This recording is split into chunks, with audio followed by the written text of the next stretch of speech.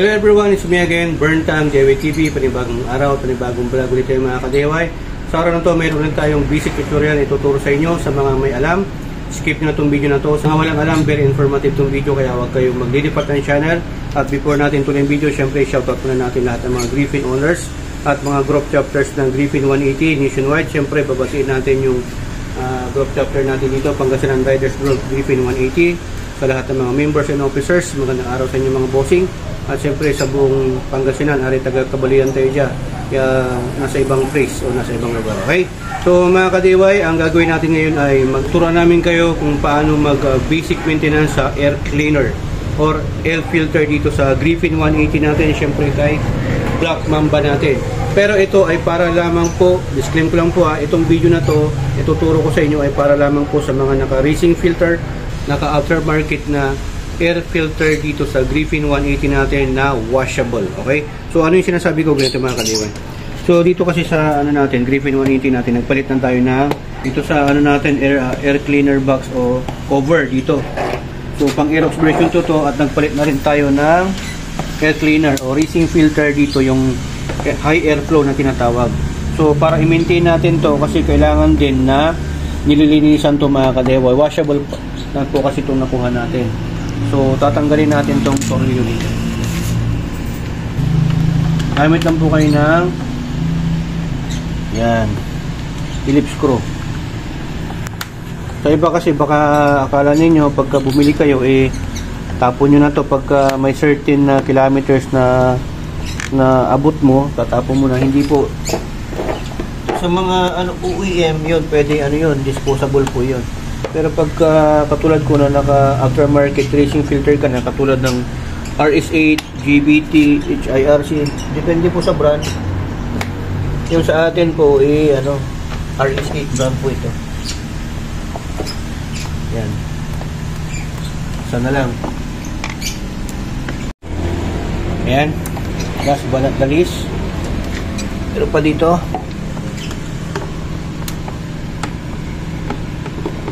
Yun, no? Ayan. So, ito yung sa atin, yung gamit natin, RS8. Medyo dumi na rin. Ayan. Pagka dito ng banda, ayan dito, mapapansin kayo, oily. Kasi ito, yung breather ng engine, yan, yung moisture na tinatawag ng oil, dito yan lumalabas. Tapos, yan, oil. Yan, may oil siya. So, dito yan. Pag mapupuno na yan, di-drain mo lang dito. May drain plug po siya. Okay? Hindi naman yan sumasama dyan. Tapos, ito yung hose papuntang manifold o throttle body. Yan. Tapos, itong nagmi-melt dito, yan yung sealant. Pwede din nating palitan yung sealant na yan o lagyan mamaya. So, ito yung sinasabi ko na washable. So, pag makikita nyo dito, banda, kasi ganyan yung may likuran, pag ganyan po kasi yan, dito malinis pa pero dito, ayan kikita mo yung mga dumi, yung mga alikabok yan, so kailangan na nating linisan yan, alikabok yan mga alikabok yan, so yan, nasasalan niya dito bago pumasok dito. So meron kasing certain kilometers na kailangan mo ng linisan to. Okay, so 3,000 first na lilinisan natin to, nasa 3,500 tayo. So, 3,000, malilinisan na natin. Pagkatapos ng 3,000, pwedeng 6,000 or 10,000. Malinisan natin. Isama na lang natin din ito mga ka-DIY para malinisan natin yung sa loob. Para malinisan natin yan, baklasin natin to buo. Okay? So, gamit tayo nito. Tanggalin natin to. Size 8. Ayan. Para dito sa tapaludo. Tatanggalin natin tornilyo dito, mga nasa 3. Tapos itong dalawa, tanggalin din natin ito. Medyo marami tayo tatanggalin dito. Maganda rin to pag kunwari na ilusong nyo sa baha yung ninyo, motor. Tanggalin ito para malinisan nyo kasi baka nagputik. Ito lang yung tatanggalin nyo. Yan. Tapos ito, yung sinasabi ko. Yan. Natanggalin nyo yan, tanggalin nyo rin ito mga hose.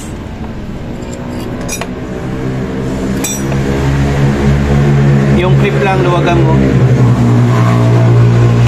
Yan, pwede mo yung ganyan. Tapos dito rin may clip. Huwagan mo, iatras mo lang yan. Tapos tanggalin mo rin ito, bunutin mo lang yan. Yan, okay?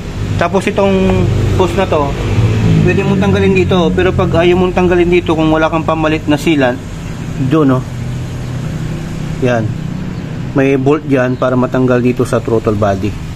Okay? Pero sa akin, dito ko natatanggalin. Kasi may sealant tayo mamaya. Papakita ko sa inyo kung paano natin lagyan ng sealant. Kung anong sealant ang ilalagay natin. Yan. Tulak mo lang yan. Yan. Pakita mo. Dito sa taas. Yan. So nahugot na. Tapos tanggalin natin yung hose dito ng gear, ng transmission CVT. Yan ito. Dito siya nakalagay naman. Actually wala siyang nakapasok lang siyang ganyan para hindi lang pasukan ng tubig. So ganyan na yung itsura niyan mga ka-DIY pag wala to. So ito yung sealant sa likod. Yan, dito. Pwede natin lagyan ng sealant yan mamaya tatagdagan. So ayan, linisan na natin, tara. Sama na natin to. Okay? So nakita natin ganyan yung itsura niya. Tara. Gamitan natin ang pressure washer para mas malinis. Pero pwede nyo naman itong ibabad na kahit na mga 3 hours para matanggal yung mga yan, isok nyo. Pero sa akin para mas mabilis kasi ipapatuyo pa rin natin yan eh. Gamitan ko talaga ng pressure washer. Yan, para mas malakas.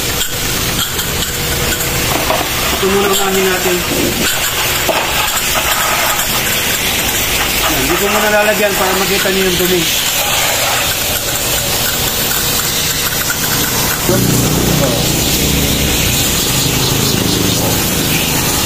Ito ang kagandahan ng aftermarket na rinsing filter, washable. Unlike sa iba, yung karton pinapalitan mo pa, magastos. Ito may kamahalan mga 800, 1,000, 1,500, pero lifetime na to. Tagal na to.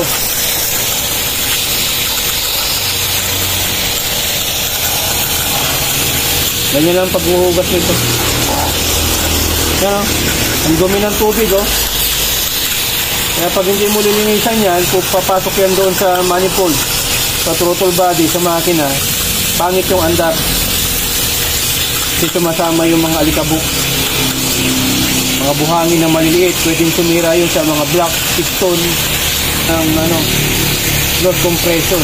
Ang dumi na ng tubig, oh. Yan ang dumi, oh. Diba? Ayan. Ngayon naman, lagyan na natin ng powder. Para matanggal yung mga langis.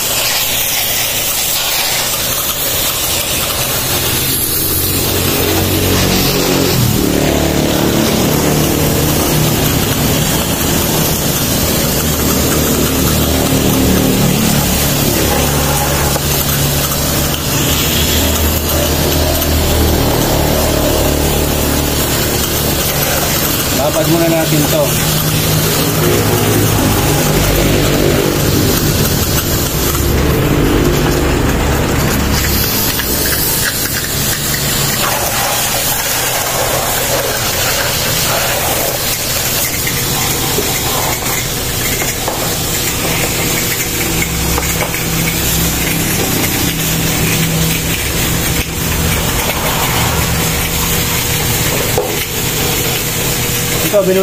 Pinalakihan ko yung butas dito para mas malaki yung papasok ng hangin.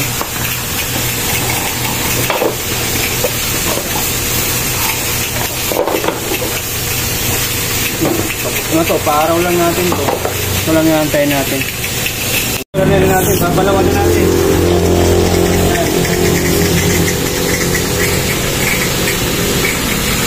Tutok mo lang to, walang problema, ganyan natutugan.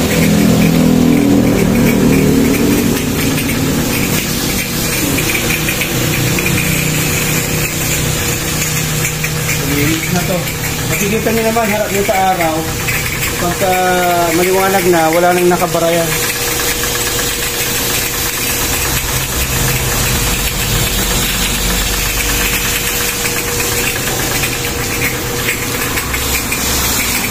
Ayun, pagkipatay na.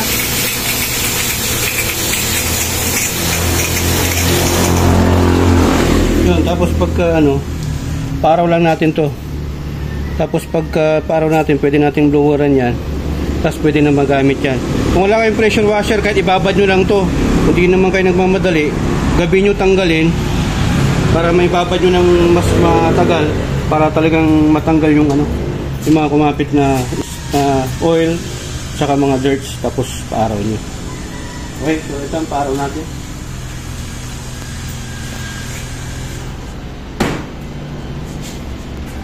Ito naman, itong ano na to, hose na to, dito naipon yung tubig, yung moisture.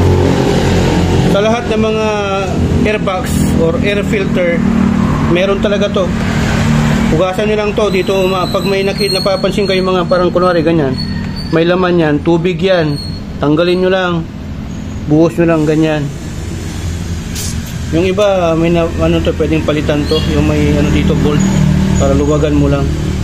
Kasi yung ano natin, air filter natin, may nakukuha din yan, nahihigop na moisture. Yang kunwari dito, yan, pagka bawat revolution mo, humihigop ng hangin yan dito. Pag humihigop ng minsan yung hamog, yung moisture, o yung pag maulan, sisip-sipin din yan, sasama yan, pero hindi papasok doon sa mismong makina. Doon siya papasok sa filter, tapos doon maiipon dito. Dito yan nakalagay eh. Ano ba yun? O, dito siya maiipon. Kaya dito maiipon yung tubig. So nakaganyan yan. Tanggalin mo lang to, buhos mo yung tubig. Ano lang. Okay? Okay na rin to, balawan na rin natin. Okay.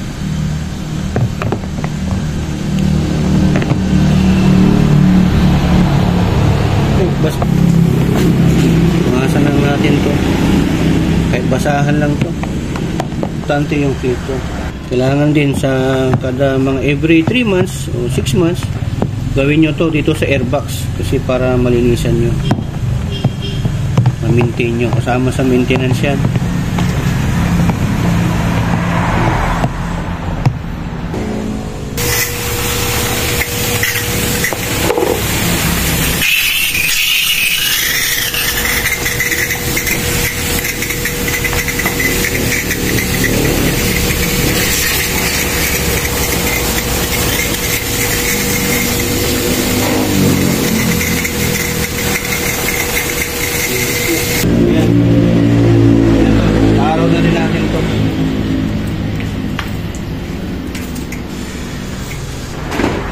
So ayan, napaaraw na natin, pero we make sure na wala talagang matira.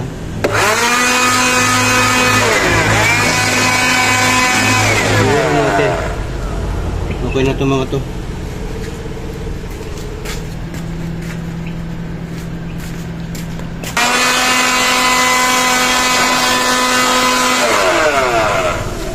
Ayan.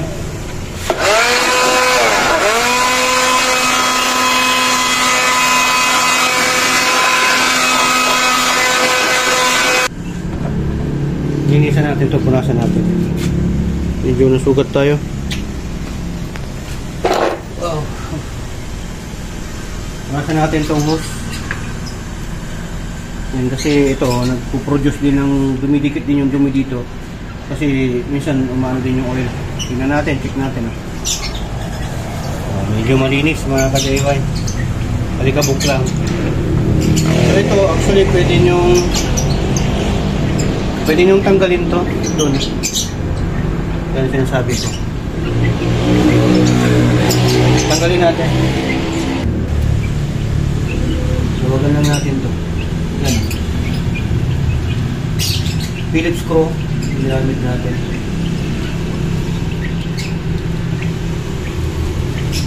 Pag naluwagan nyo na, yan, tanggalin lang natin. Ano lang, gano'n lang natin. Bend lang natin ng konti. So hindi ko na sinama to sa ano, binasa, pero pwede nyong basain to, wala namang problema. Okay? Ayan, ilisa natin. Phillips screw or flat screw, pwede, para mapunasan nyo. Hindi naman bubutas, iba yan. Tapos ganyan mo lang, part to ng maintenance, para matanggal yung mga likabok, mga dumikit. Okay? So itong sila na nilagay nila mga ka-DIY, para hindi magkaroon ng air leak, para buong buo yung papasok na hangin dito, kasi binabasa nitong MAP sensor or mass airflow, yung volume ng air na pumapasok. Ang tawag dyan kasi ay air and fuel mixture. Naka-computerize na kasi itong makina niya. ECU run engine. So yan, okay na. Ngayon, pagka nakikita nyo na dito, yan o, yan yung sign na yung sealant ay nagme-melt. So natutunaw. Yan o, kaya dumidikit. So, pwede nating lagyan yan para dumikit siya. Kasi ito, ipapasok natin na ganyan.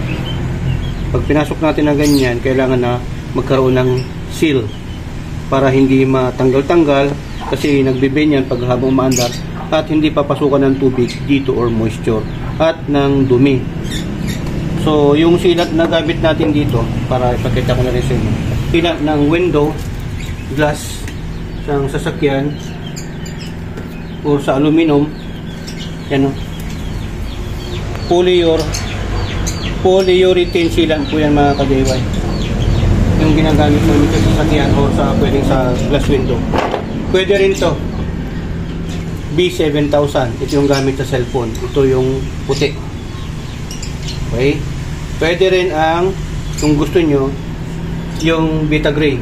Wala tayong Beta Gray, pwede rin yun yung ginagamit kasi rubber din yun, pero ito yung gagamitin natin. Try din natin to ito sa inyo. Yan o, itim. Yan o, matigas yan pagka buksan natin para makita nyo. Yan, pwede natin gamitin to. Yan o. O, yan, sealant. Okay, makita natin sa inyo mamaya.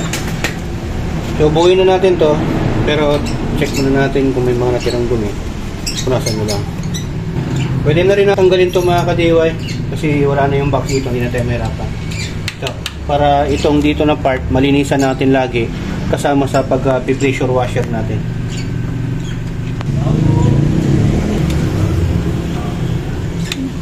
Yan, pag matatanggal nyo itong bolt dito, either tanggalin nyo itong airbox or tanggalin nyo yung gulong. Okay? Medyo may kahirapan kasi dito. Tapos after nyan, dito naman dalawa. Isa dito, saka isa dito. Kala kanina, hindi ko napansin.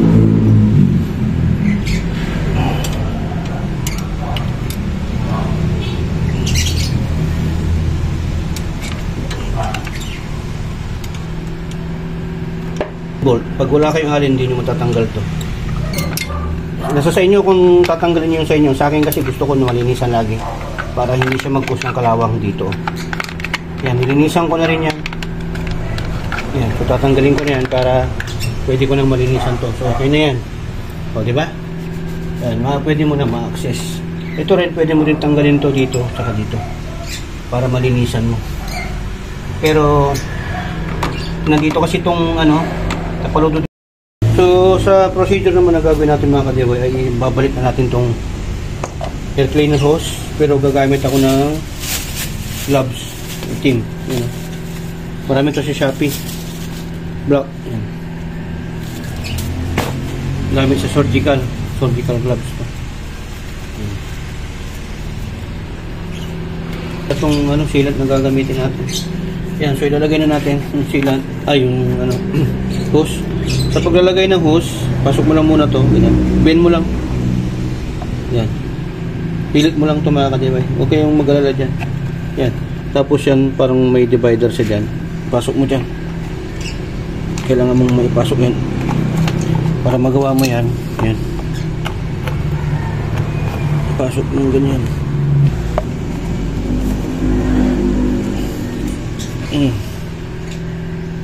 Yan. So maglalak yan. Check natin sa loob. So ganyan yung postura niya. Yan.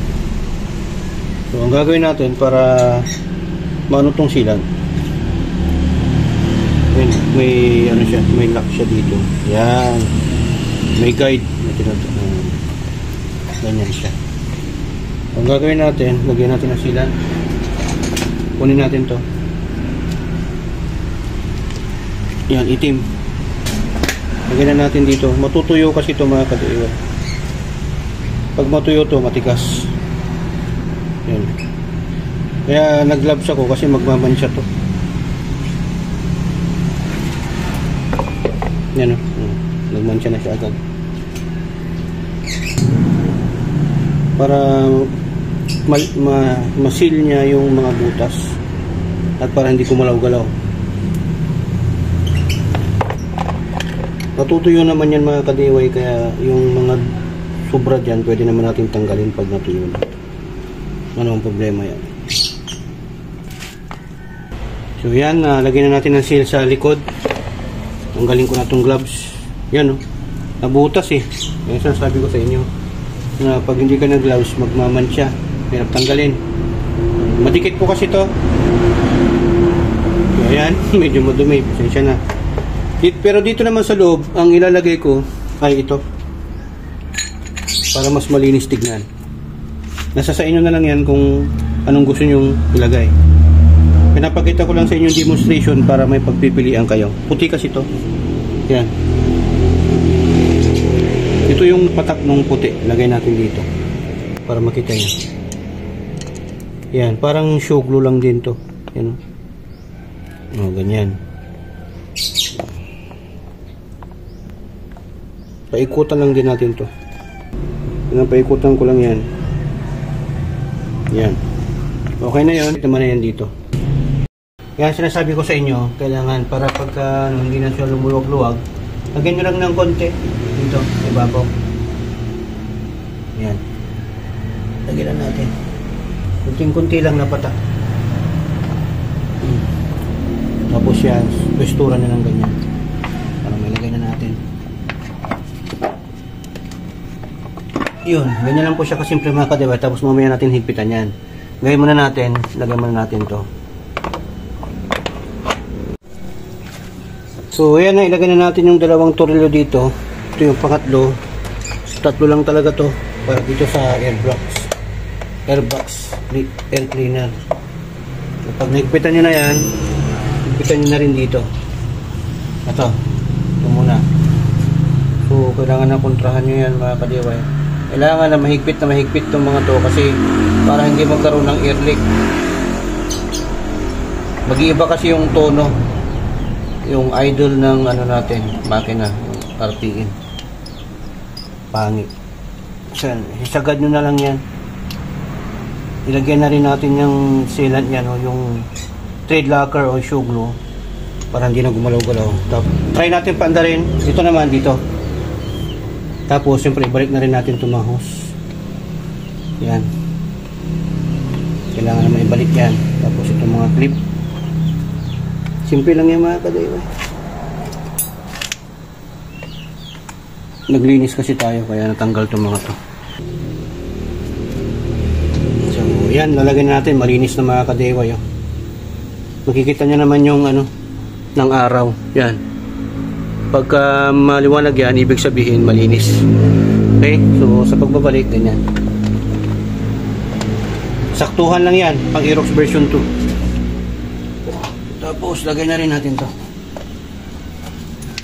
Malinis na rin yan. Nilinisan na rin natin. Yan. Okay. Tapos, salpak na natin itong mga tornilyo. 7. Yan, testing natin. Hindi naman natin lalagay lahat kasi okay naman yan para matesting natin kung tama lahat yung pinagawa natin.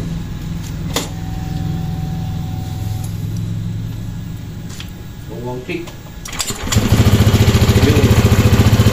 okay na okay yung tunog yung mga ka-DIY. Ganyan lang ho yung procedure kung paano ho maglinis ng aftermarket na washable na greasing filter or high flow greasing air filter dito sa Griffin 180 natin. So yung procedure mga ka-DIY, ingatan nyo lang kasi dito sa SPD dalawa lang pong meaning ng DIY. Do it yourself at destroy it yourself. Kung nagustuhan mo itong video, share mo to sa mga katropa natin at syempre comment ka sa comment section kung may mga katanungan ka pa na hindi mo naintindihan at syempre mag-subscribe ko na rin sa YouTube channel natin, Burntime DIY TV also, at syempre follow and subscribe na rin sa Facebook page natin. At syempre maraming salamat sa patuloy na tiwala at suporta sa ating mga ka-DIY. dumadami na yung YouTube subscriber natin at followers natin sa Facebook. Ayan, abang-abang lang guys sa mga next vlog na gagawin natin sa mga basic maintenance hanggang sa mga iba-ibang accessories na lalagay natin o upgrades natin dito. Siyempre, huwag natin kalimutan, shoutout natin yung gumawa ng natin, mga logo natin, tarpaulin or banner natin. Boss EI, ang pinaka main admin ng Euro Griffin 180 community. Shoutout sa inyo boss, maraming salamat sa tiwala at suporta sa page na pinagkaloob mo kay Burntam DIY TV at sa lahat ng mga vloggers at group heads ng Griffin 180 nationwide dyan, mula Baguio, mula Apari hanggang Hulo. Ayan, dito sa HPT, natuto ka na, nakatipid ka pa dahil sa HPT, sharing is caring. Maraming salamat. To God be the glory in Burntam, signing off.